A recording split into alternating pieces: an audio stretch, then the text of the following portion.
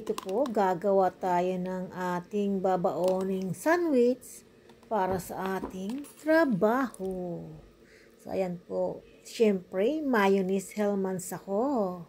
Kayo, anong gusto niyong palaman sa inyong mga sandwich? So, ayan po. Gusto ko marami. Ayan. To spread. Ang sarap, diba? So, sana po inyong magustuhan ang aking ipiprepare na sandwich for today. So, ayan po. Talagang in-spread talaga, no?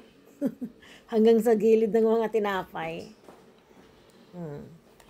Ito, ang ilalagay nating una is kamatis.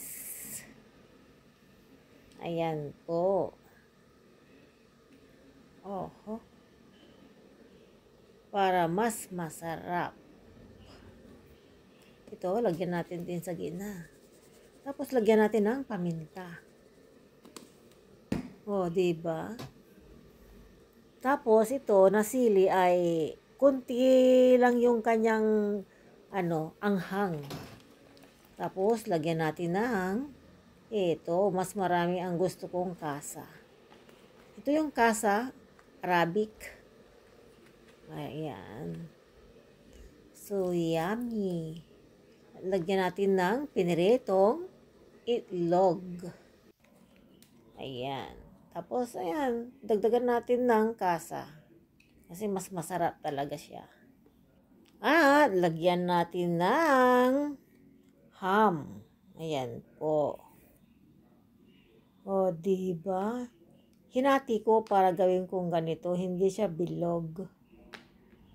O, lagyan ulit natin ng sili para mas malinamnam.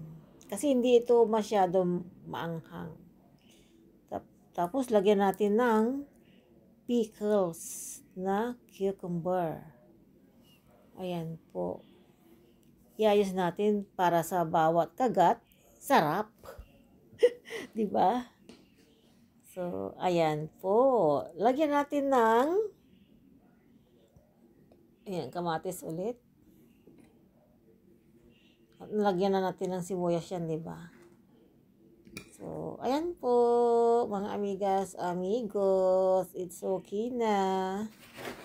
At ibalot natin sa kitchen paper. Ayan. Diyan ko nilalagay ang aking bread. Ibarot talaga siya. Oh, diba mga amigas, amigos? Thank you for watching to all of you. I hope you love it what I did for our sandwich for today morning. So, let's go.